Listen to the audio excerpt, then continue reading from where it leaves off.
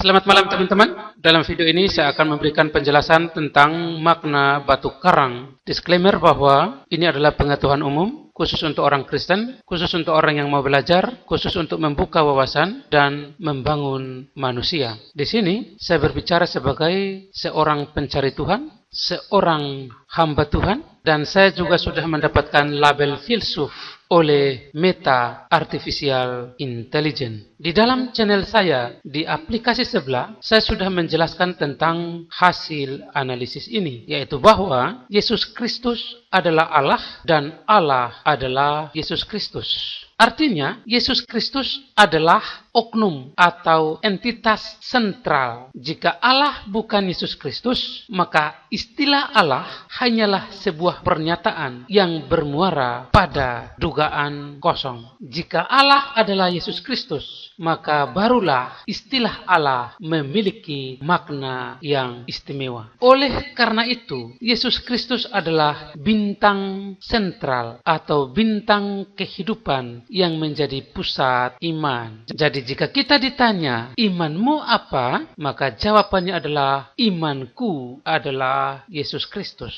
Demikian sebaliknya, Yesus Kristus adalah imanku. Selain itu, Yesus Kristus adalah sorga. Mengapa bisa demikian? Karena Yesus Kristus adalah Allah. Sorga ada di dalam Allah. Oleh karena Yesus Kristus adalah sorga, maka pada saat kita beriman kepada Yesus Kristus, pada saat itu juga kita telah berada di dalam sorga. Oleh karena itu, maka kita disebut sebagai warga kerajaan sorga. Kita lanjutkan. Di sini kita memiliki 4 entitas. Yang pertama adalah Yesus Kristus. Yang kedua adalah Simon Petrus, yang ketiga adalah iman, dan yang keempat adalah batu karang. Sebelumnya, saya sudah katakan bahwa Yesus Kristus adalah iman, dan iman kita adalah Yesus Kristus. Selain itu, Yesus Kristus adalah batu penjuru. Batu yang dibuang oleh tukang bangunan telah menjadi batu penjuru. Batu penjuru itu adalah batu karang. Oleh karena Yesus Kristus adalah iman, kemudian Yesus Kristus juga adalah batu karang, maka iman adalah batu karang. Lalu, di manakah letak peran Simon Petrus? Simon Petrus memiliki iman, yaitu bahwa Simon Petrus memberikan pengakuan kepada Yesus Kristus bahwa Yesus Kristus adalah Mesias, Anak Allah yang hidup. Ya Tuhanku, terima kasih. Hiduplah Engkau Tuhan. Bapa, terima kasih banyak. Allah yang Maha Kuasa, terpujilah Engkau ya Allah. Dalam nama Yesus, aku berdoa. Amin. Jadi, ketika Simon Petrus memberikan pengakuan yang demikian kepada Yesus Kristus, maka pada saat itu juga Simon Petrus menumpang pada Yesus Kristus. Oleh karena Yesus Kristus adalah batu karang, maka ketika Simon Petrus menumpang pada Yesus Kristus, maka pada saat itu juga Simon Petrus menjadi batu karang. Jadi, Simon Petrus adalah jemaat pertama yang menumpang di atas batu karang. Oleh karena dia menumpang pada batu karang, maka pada saat dia menumpang pada batu karang itu, dia menjadi batu karang. Begitu. Kita akan melihat ayatnya yang berbunyi demikian. Lalu, Yesus bertanya kepada mereka, "Tetapi apa katamu? Siapakah aku ini?" Maka jawab Simon Petrus, "Engkau adalah Mesias, Anak Allah yang hidup." Kata engkau ini merujuk pada anak manusia. Engkau adalah Mesias, itu berarti anak manusia adalah Mesias. Mesias adalah anak Allah. Anak Allah adalah Allah, sementara anak Allah adalah Mesias. maka dengan demikian Mesias adalah Allah dan Allah adalah Mesias. Selanjutnya, anak manusia adalah Mesias, sementara Mesias itu juga adalah anak Allah, maka dengan demikian anak manusia adalah anak Allah. Anak manusia adalah anak Allah, sementara anak Allah adalah Allah, maka dengan demikian anak manusia adalah Allah. Pada umumnya, menurut pengetahuan manusia atau menurut hikmat manusia, anak manusia adalah manusia, yaitu huruf awalnya M kecil. Namun tidak demikian dengan Yesus Kristus, sebab anak manusia bagi Yesus Kristus adalah manusia huruf awalnya M besar, yang artinya adalah Allah. Anak manusia bagi Yesus Kristus bermakna Allah. Artinya Allah itu manusia dari sananya. Apakah menurut Anda tidak masuk akal? Karena mungkin menurut Anda Allah itu tidak kelihatan, Allah itu tidak berwujud, sehingga Anda berkata, tidak mungkin Allah itu adalah manusia. Apakah begitu?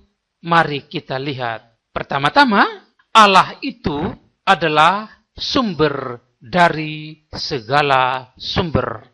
Itu berarti segala sesuatu berasal dari Dia.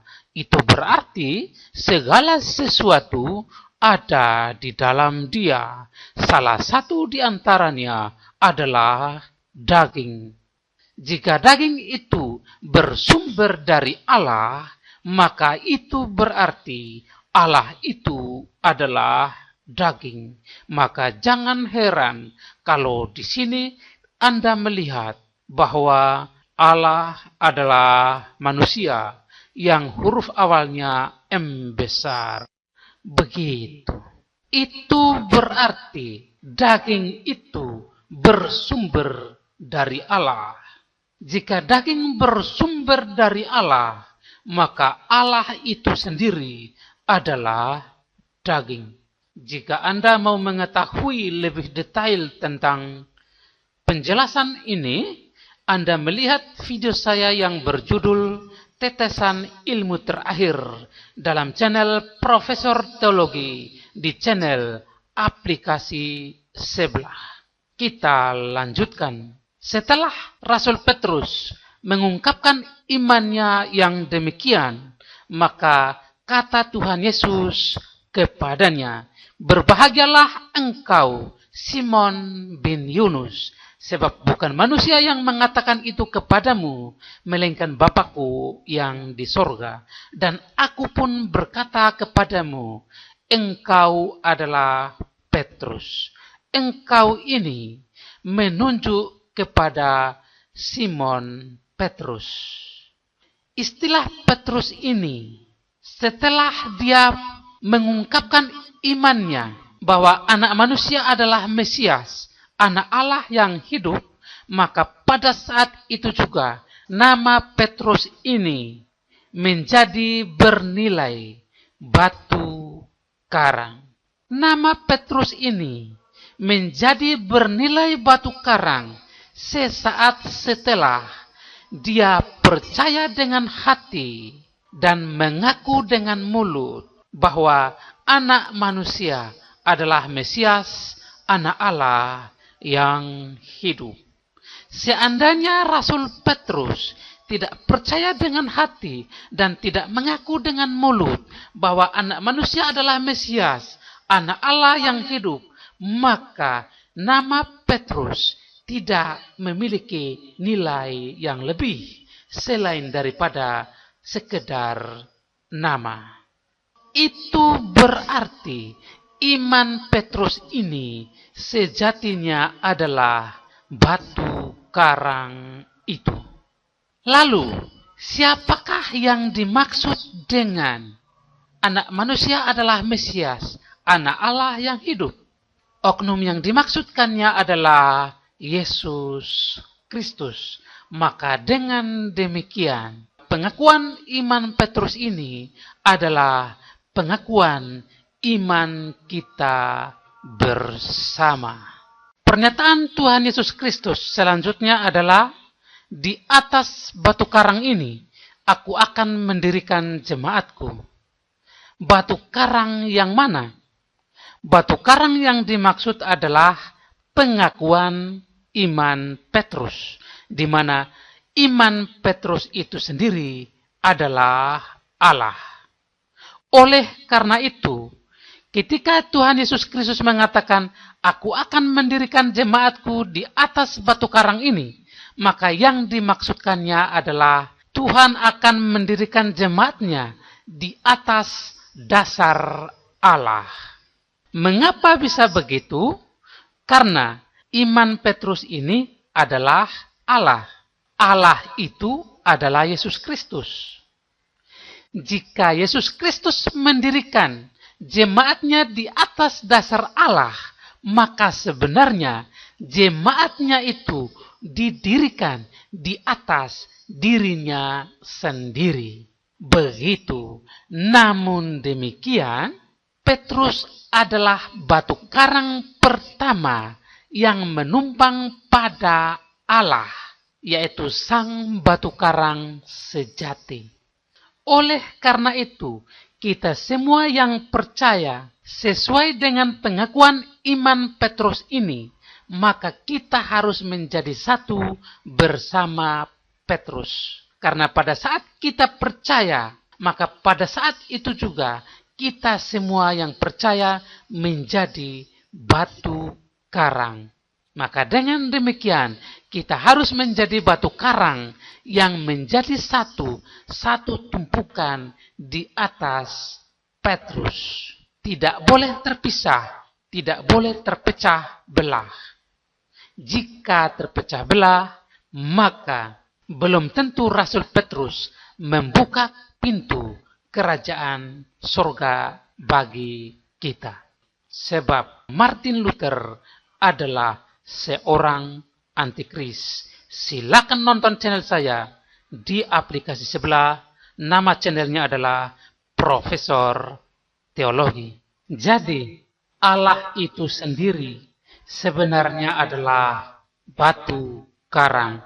Karena memang Allah itu memang fisik, dan ketika dia datang ke dalam dunia dalam keadaan fisik yang sama, nanti bagaimana orang percaya menjadi satu tubuh di dalam Kristus, bagaimana Allah pada level tertinggi dan manusia pada level terendah menjadi satu tubuh bersama Allah, kita akan membahasnya lebih lanjut di video yang lain. Namun yang harus kita ketahui di sini adalah bahwa ketika ada ayat yang mengatakan firman itu telah menjadi manusia, itu sebenarnya berarti bahwa Allah datang ke dalam dunia.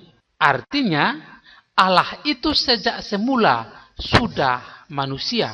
Dan kita yang manusia fana ini justru diciptakan menurut gambar dan rupanya. Sehingga ketika dia datang ke dalam dunia, dia dalam wujud manusia yang sama, sebagaimana manusia yang telah ada sejak semula. Sehingga dia menjadi jembatan bagi kita untuk menumpang padanya, atau bahtera bagi kita untuk menumpang padanya, sehingga dia dapat mengantarkan kita kepada Allah yang roh. Sehingga dengan demikian kita dapat hidup bersama-sama dengan Allah. Selanjutnya, Anda akan mengetahui ada ilmu terhebat yang akan terungkap dari penjelasan ini. Tuhan Yesus memberkati. Amin.